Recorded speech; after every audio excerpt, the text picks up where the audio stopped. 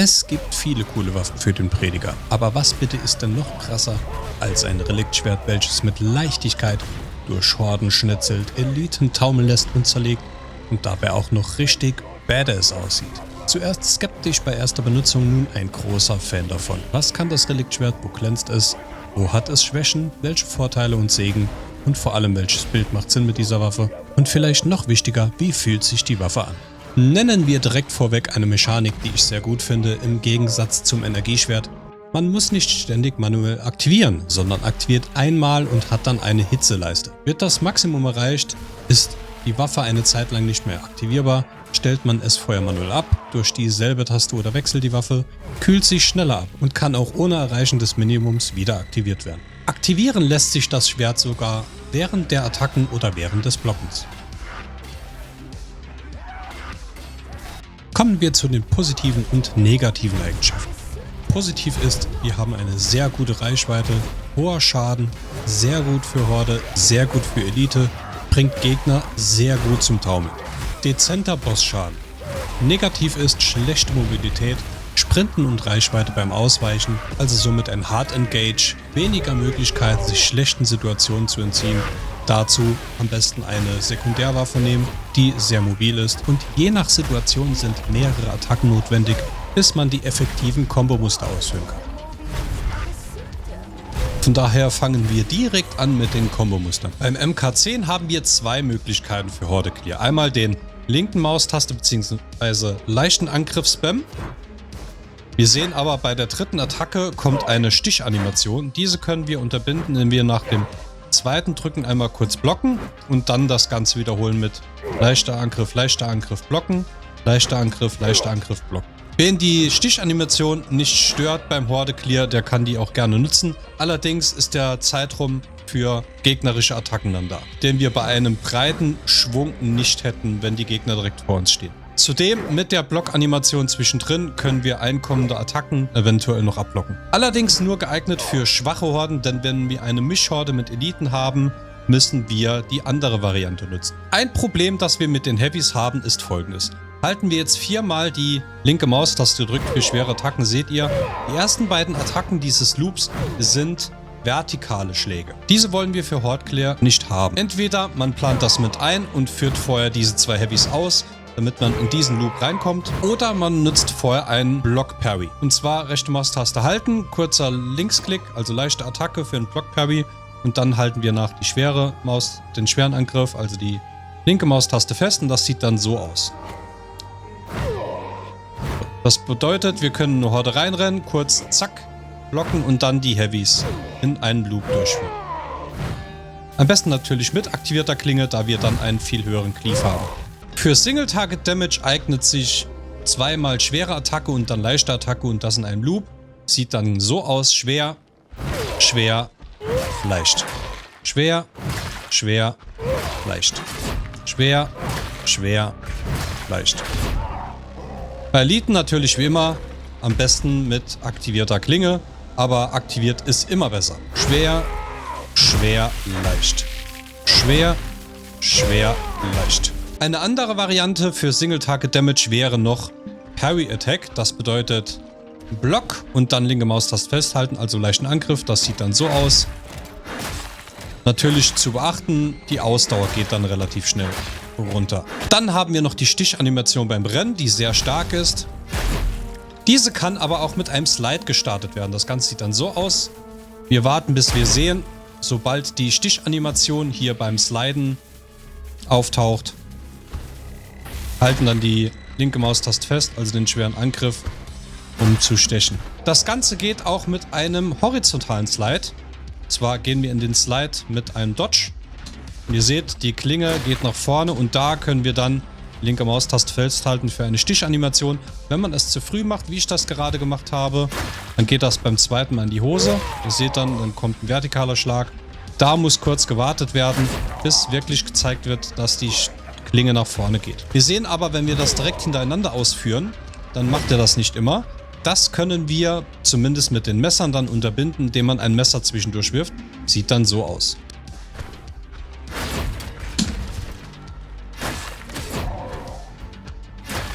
Kommen wir zum MK2. Für Horde Clear haben wir wieder zwei Möglichkeiten. Wir starten mit einem Heavy-Angriff, folgen dann mit einem zweiten mit einer leichten Attacke. Und das führen wir jetzt immer wieder aus. Schwer, leicht. Schwer, leicht. Schwer, leicht. Erste Heavy Attack ist nur zur Initiierung. Also schwer, schwer, leicht. Schwer, leicht. Schwer, leicht. Das Problem ist hier auch wieder besser für kleinere oder schwächere Horden geeignet, denn wenn das eine Mischhorde mit Eliten ist, hat man ein Problem, weil der leichte Angriff natürlich nicht so stark ist. Was können wir da tun? Wir können die Parry Attack nutzen. Also blocken, leichter Angriff halten und schwer, schwer. Parry Attack, schwer, schwer. Parry Attack, schwer, schwer. Wir haben somit einen Parry zum Zurückstoßen, eine sehr breite Attacke und haben zwei Heavys. Im Gegensatz zum MK10 haben wir mit der Parry Attack keine Stichanimation, sondern diese breite Attacke. Single Target Damage mit dem MK2. Wir starten mit einer leichten Attacke, dann mit einer schweren und spammen dann die schwere. Also leichte Attacke, schwer, schwer, schwer, schwer, schwer. Und so weiter. Leichte Attacke, schwer, schwer, schwer.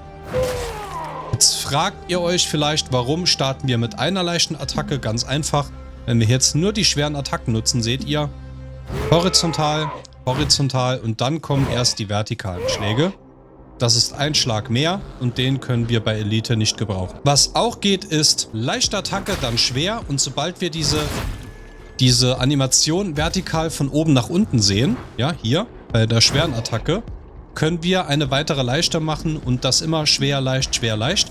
Das Ganze sieht dann so aus, leicht, schwer, leicht, schwer, leicht, schwer, leicht. Natürlich hat der leichte Schlag nicht so viel Kraft und Schaden wie eine schwere Attacke. Von daher präferiere ich leicht, schwer, schwer, schwer, schwer.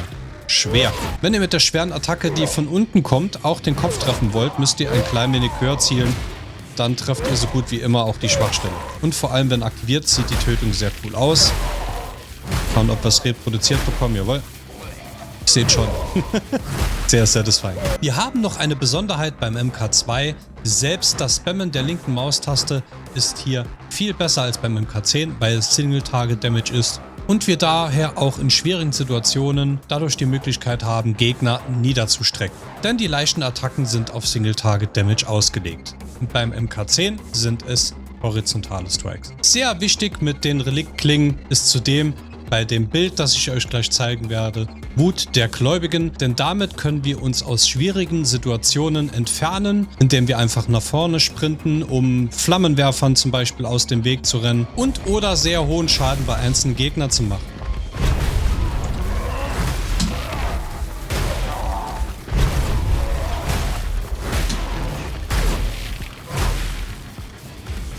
Kommen wir zu den Sägen.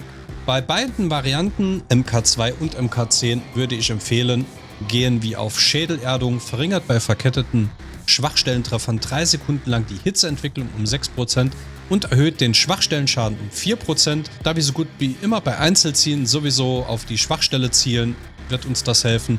Und bei Schwachstellentreffern bei Horden, wegen den horizontalen Schlägen, ist das auch sehr sinnvoll. Dann haben wir Randale, da wir sehr oft mehrere Gegner auf einmal treffen und das auch unser Ziel ist bei Horde Clear, erhöhen wir unseren Schaden 3 Sekunden um 36%. Wenn ihr wirklich der Meinung seid, dass Schädelerdung oder Randale nichts für euch ist oder ihr das nicht braucht, haben wir noch Siphon. Wenn du bei aktiver Waffenspezialaktion mindestens 3 Feinde mit einem Angriff triffst, wird 16% Zähigkeit wiederhergestellt. Das klingt noch einigermaßen sinnvoll, ansonsten Energieübertragung ist Mist. Gegenangriff ist Mist. Verheerender Schlag wird nicht benötigt. Überladung, naja, das fand ich jetzt nicht so sinnvoll, ist nicht so stark, wie es sich anhört. Kühlkörper, damit müsste man ständig Schwachstellentötungen machen. Energieleck erhöht die Stärke bis zu 20%, skaliert mit Hitze.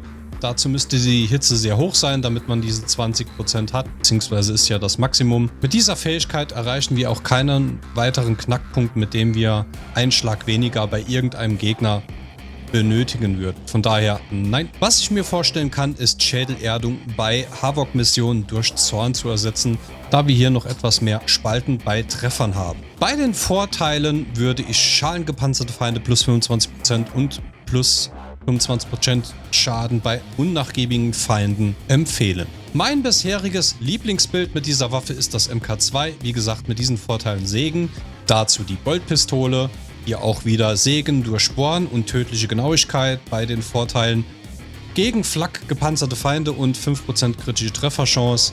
Die Siegel, einmal habe ich hier Gesundheit, das würde ich mittlerweile wieder gegen Zähigkeit austauschen. Falls ihr Probleme mit Dodgen habt, Scharfschützen, Gunner und so weiter, könnte man hier anstatt der Kampffähigkeitsregeneration Schadensreduktion gegen Scharfschützen oder sonstiges wählen. Ansonsten würde ich hier immer auf Zähigkeit gehen, Kampffähigkeitsregeneration, Geschwindigkeit der Zähigkeitsregeneration und plus Zähigkeit. Ich habe hier auch einmal plus 3 maximale Ausdauer versucht. Wegen dem MK2-Schwert würde ich aber wieder gegen Zähigkeit austauschen. Bei den Talenten sieht es wie folgt aus. Das ist fast immer das Standardbild, das ich fahre. Und das scheint mit dem Reliktschwert MK2 und MKC beides sehr gut zu funktionieren. Da wir auch öfter mal einen kritischen Treffer landen, hier haben wir 200% Fähigkeitsabklingzeit, Regeneration für 4 Sekunden nach kritischen Nahkampftreffern und lodernde Frömmigkeit für die kritische Trefferchance. Und hier nochmal die wachsende Wut, denn da zählen dann kritische Treffer ebenfalls für das Auslösen von Wut. Was ist nun besser, das MK2 oder das MK10? Ich sage das MK2. Initial braucht es ein klein wenig mehr Einarbeitung wegen des Movesets, erledigt dann allerdings seine Arbeit besser. Vor allem in höheren Leveln ist es wichtig, schnell in einen guten und starken Horde-Kill zu kommen, und selbst der Single-Target geht, wenn gelernt, besser von der Hand, weil es immer schwere Attacken sind bei Präferenz. Und der Spam von leichten Attacken ist besser beim MK2, weil diese Single-Target-Damage sind und daher in schwierigen Situationen gegen zum Beispiel Rager und Eliten helfen. Man hat nämlich nicht durchgehend die Chance, Movesets einzuhalten, vor allem wenn man dabei unterbrochen wird. Kommen wir zum letzten Punkt. Wie fühlt sich die Waffe an? Ich würde sagen grandios. Natürlich hat man nicht wie bei unserem Zahnstocher, also bei dem Duellschwert oder beim Messer, die Mobilität, die man sonst hat. Das sieht man allein schon am Dodge und an der Sprintgeschwindigkeit und an der Ausdauer. Aber wir haben hier sehr hohen Stacker bei allerlei Gegnern, sofern die Waffe aktiviert ist. Wir haben eine sehr hohe Reichweite, die wir ausnutzen können. Ihr seht schon, da muss man ein klein wenig üben, bis man die Reichweite inne hat. Ansonsten, es macht einfach Spaß, mit dieser Waffe durch die Horden zu schnitzen. Wie macht sich die Reliktklinge oder das Reliktschwert im Gegensatz zu anderen Waffen? Ich würde sagen, es spielt so ziemlich hinter dem Duellschwert und dem Messer. Aber vor allem für Havok-Missionen würde ich es sogar präferieren für den Wave Clear, falls euer Team keinen Wave Clear hat. Kommentar, Like und Abo da lassen, sonst wird der Imperator sauer auf euch sein. Der Imperator beschützt, falls ihr Gameplay zu dieser Waffe sehen wollt, ist jetzt oben eingeblendet oder in der Videobeschreibung.